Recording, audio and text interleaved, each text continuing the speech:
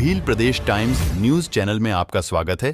के साथियों को और आपके चैनल के माध्यम से आपके जितने दर्शक हैं, श्रोतागण हैं, उन सबको मेरी ओर से जोहार, अभिनंदन।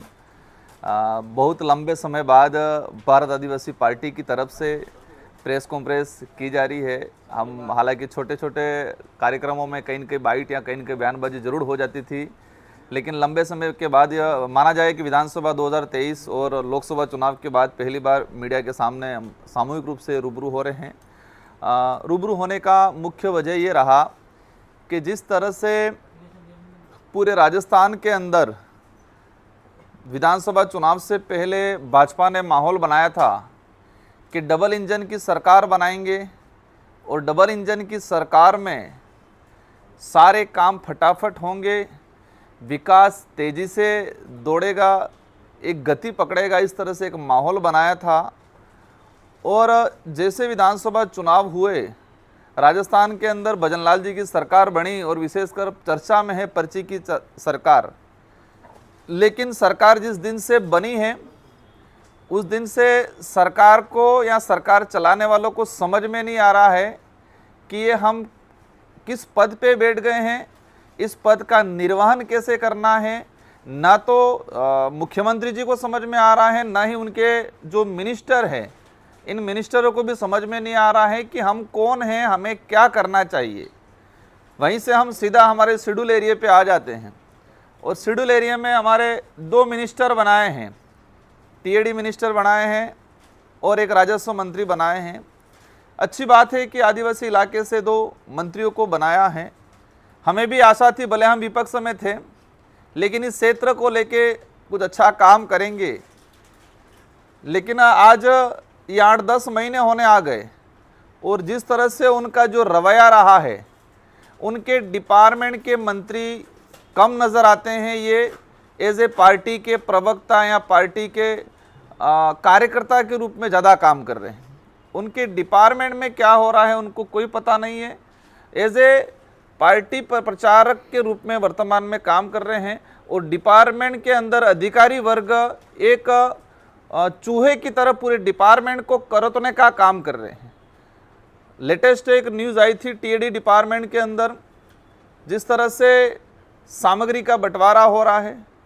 आज टीएडी डिपार्टमेंट के अंदर छात्रावासों के अंदर हमारे आदिवासी समुदाय के बच्चे पढ़ रहे हैं और उनको घटिया सामग्री का जो वितरण किया जा रहा है। छात्रावासों में जैसे असुरक्षा बढ़ रही है, हॉस्टल वार्डन जितने भी थे, टीएडी एक मिनिस्टर साहब ने राजस्थान विधानसभा की गरिमा को तार तार किया है। आप सबकी जानकारी में होगा, मैं विधायक था, 2023 में दोबारा चुन के गया। मैंने विधानसभा में क्वेश्चन लगाया था कि टीएडी का कैडर बन रहा है, उस कैडर का क्या हुआ। टीएडी का नॉर्म्स है, सर्कुलर है कि 5 साल से 3 साल से अधिक कोई भी वार्डन नहीं रह सकता है। मैंने क्वेश्चन लगाया था, मंत्री जी ने जवाब दिया विधानसभा के अंदर कि हाँ बिल्कुल, टीएडी के अंदर 3 साल से जितने पुराने वार्डन हैं सारों को सारों हटा दिया जाएगा। मंत्री जी का विधानसभा के अंदर जवाब है ये। सेकंड, उन्होंने कहा था कि 2 से 3 महीनों में कैडर को पूरा कर दिया जाएगा। कैडर की प्रक्रिया चल रही है और इस कैडर का निर्माण जल्दी किया जाएगा ताकि टीएडी की अलग से वैकेंसी जारी करके भर्ती की जाएगी। एक राजस्थान की विधानसभा, एक सबसे सर्वोच्च, हमारा राज्य का सर्वोच्च सदन के अंदर एक मिनिस्टर एक संवैधानिक पद पे संवैधानिक सभा में ये झूठ बोले हैं कि 3 साल से ऊपर जितने वार्डन थे उनको हटा दिया जाएगा, लेकिन अभी तक कुछ नहीं है। सारों को एक नोटिस दिया गया, फिर दुकान लगाई गई डूंगरपुर जिले में किसी मंत्री, पूर्व मंत्री के घर पे, और दुकान लगाई, वहाँ सारे वार्डनों की लाइन लगी और लाइन लगने के बाद लिफाफे पहुंचे और सारा मामला ठंडे बस्ते में चल रहा है। और जो वार्डन, कई वार्डन ऐसे हैं जहाँ डिपार्टमेंट का आदेश ही नहीं है और उस हॉस्टल में जाके वार्डनगिरी कर रहे हैं। मतलब कोई आदेश नहीं है, बिना आदेश के ऐसे वार्डन बन के बैठे हुए हैं आज। मतलब एक ठेके पे डिपार्टमेंट और छात्रावास को ठेके पे देने का काम वर्तमान टीएडी मंत्री जी ने कहा है। एक सोचने वाली बात यह है कि वर्तमान राजस्थान और शेड्यूल एरिया में विशेषकर शिक्षा के क्षेत्र में हालत खराब है, चिकित्सा सुविधा बिल्कुल चरम पे है, बेरोजगारी चरम पे है। पिछले 10 महीनों के अंदर सरकार ने किसी भी विशेष भर्ती नियुक्ति अभी तक नहीं कराई है, पूर्ण नहीं कराई है, और बेरोजगारी बढ़ रही है बहुत तेजी से। सड़क सुविधा को लेके हर प्रकार की जो सुख सुविधा है उस पर किसी प्रकार का काम नहीं हो रहा है। लेकिन उन लोगों की एक चाल है कि इन सारे मूलभूत मुद्दों से भटकाना है तो वो सीधा धर्म पे और इतिहास पे आ जाते हैं।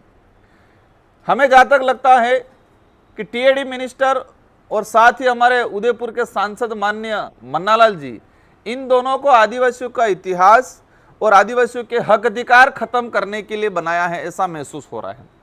वो दोनों रेगुलर आदिवासियों के इतिहास और उनके हक अधिकार पे हमेशा कहीं न कहीं कटाक्ष करते आ रहे हैं। तो पार्टी की तरफ से उनको डेप्यूट कर रखा है कि आप आदिवासियों के हक अधिकार और आदिवासियों के इतिहास पे बार बार वार करो ताकि ये इतिहास खत्म हो जाए। देखो, इस देश की आज़ादी में हर समुदाय का योगदान रहा है। इस देश में जितने आक्रमणकारी आए वो हर धर्म, हर व्यक्ति, हर समुदाय का व्यक्ति लड़ा है। उस समय कौन किस जाति का है, कौन किस धर्म का है, उस आधार पे युद्ध में नहीं जाते थे। एक अंदर राष्ट्र भावना थी और लोग इस देश के लिए लड़ते थे, मर मिटते थे। लेकिन जिस तरह से मानगढ़ का इतिहास, आदिवासियों का इतिहास, उसमें स्पष्ट लिख रखा है। गोविंद गुरु महाराज को जब गुजरात कोर्ट में अंग्रेजों ने पेश किया तो उस कोर्ट का जजमेंट है, उस जजमेंट में स्पष्ट लिख रहा कि बिलराज कायम करने के लिए ये आंदोलन छेड़ा जा रहा था भक्ति के माध्यम से। तो मन्नालाल जी का न तो इस डूंगरपुर बांसवाड़ा से लेना देना है, न ही उस भक्ति से लेना देना है, और न ही यहाँ का इतिहास जान रहे हैं। लेकिन किसी के इशारे पे ये लोग कहीं न कहीं धीरे धीरे हमारा इतिहास को खत्म करने का काम कर रहे हैं, उनके पार्टी आलाकमान को खुश करने के लिए।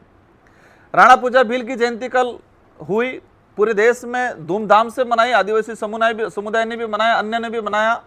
लेकिन जिस तरह से टीएडी मंत्री का कल विवादित बयान आया है, उन्होंने कहा है कि राणा पूजा भील नहीं थे, वो सोलंकी राजपूत वंश से थे।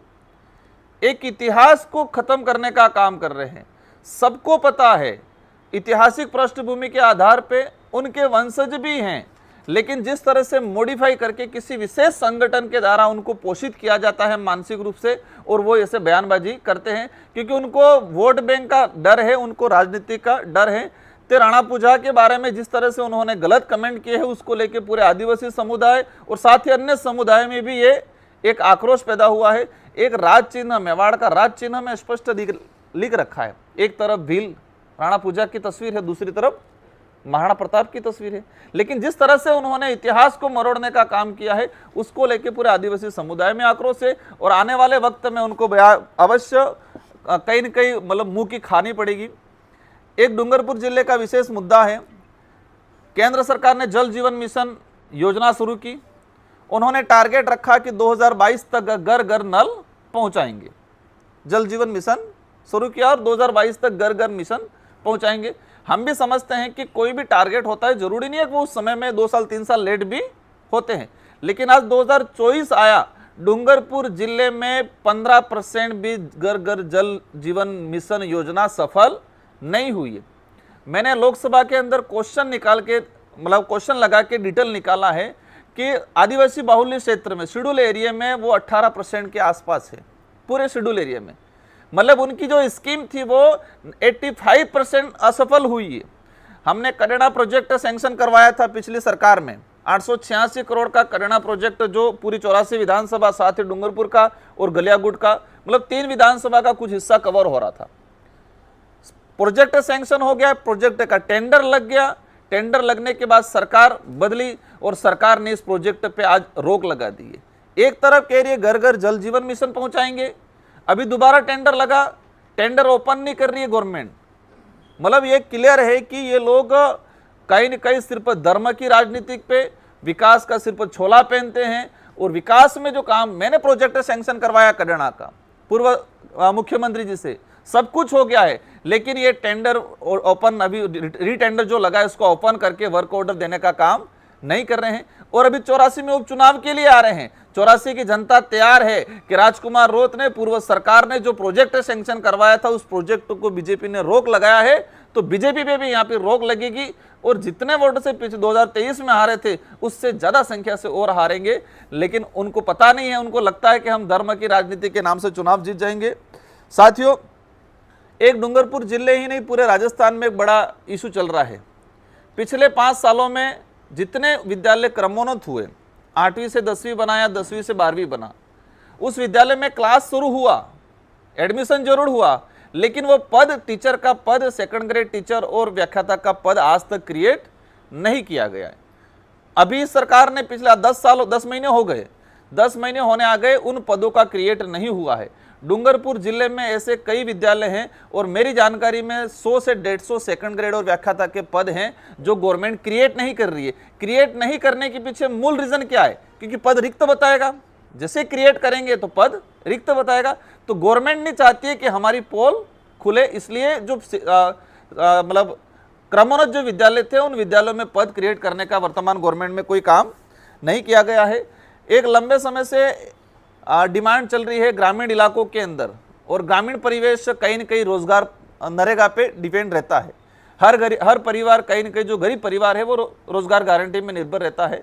लेकिन पिछले समय में से लगा कि वर्तमान तक केंद्र सरकार ने नरेगा का लेबर पार्ट का बजट काफ़ी लॉस किया है, और जो अभी बजट आया उस 2023 वाला जो लास्ट बजट रहा केंद्र सरकार का, सेकंड जो सरकार एनडीए की जो बनी, उसका 33% नरेगा का बजट उन्होंने कटौती किया।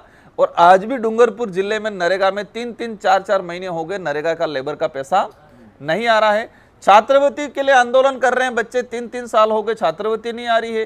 पेंशन जो बड़ा बुजुर्गों को एक सहारा मिल रहा था, उस सहारे को भी वर्तमान सरकार ने कहीं न कहीं खत्म करने का, उनको बेसहारा बनाने का काम किया। पेंशन भी 2-2, 3-3 महीने हो गए। गरीब लोगों की जो विधवा पेंशन है, विकलांग पेंशन है, वृद्धावस्था पेंशन है, इन सारी पेंशन 2-2, 3-3 महीने हो गए, पेंशन नहीं आ रही है। मतलब ये ऑल ओवर ये है कि वर्तमान जो सरकार डबल इंजन की सरकार के नाम से तो लग रहा है कि एक इंजन आगे लगा है, एक इंजन पीछे लगा है, और दोनों तरफ खींच रहे हैं, और खींचने से सारी राजस्थान की जनता त्रस्त हो रही है, सारी योजनाएं फेल हो रही है। और माना जाए कि आम जो जीवन यापन कर रहा था वो व्यक्ति भी त्रस्त है, क्योंकि महंगाई बहुत तेजी से इस वर्तमान सरकार में बढ़ी है। इन सारे मुद्दों को लेकर भारत आदिवासी पार्टी समय समय पे आंदोलनरत भी है, समय समय पे संघर्ष भी करते हैं, मुद्दों को उठाते भी हैं। तो हमारा विजन ये रहेगा कि भाजपा उपचुनाव में आ रही है, लेकिन किन मुद्दों पे आ रही है।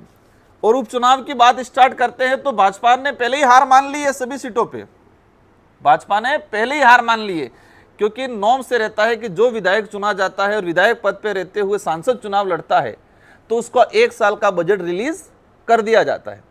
राजस्थान के अंदर 5 जगह ऐसे एमएलए हैं जो एमएलए रहते हुए सांसद बने, 1 जगह आरएलपी का, 3 जगह कांग्रेस का और 1 में बीएपी से।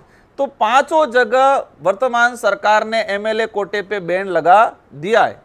आज तक के इतिहास में ये देखा गया है कि पहले भी एमएलए रहते हुए सांसद बने हैं, लेकिन उनका बजट रिलीज कर दिया जाता था। 1 साल का बजट जो संबंधित एमएलए होता है उसको दिया जाता था, लेकिन वर्तमान सरकार ने इस पे रोक लगा दिया। इससे सिद्ध हो गया कि वो पहले ही हार मान चुके, 5 सीटों पे पहले ही हार मान चुके हैं, और अवश्य हारेंगे, बुरी तरह से हारेंगे, क्योंकि उनकी नीतियां सही नहीं रही है।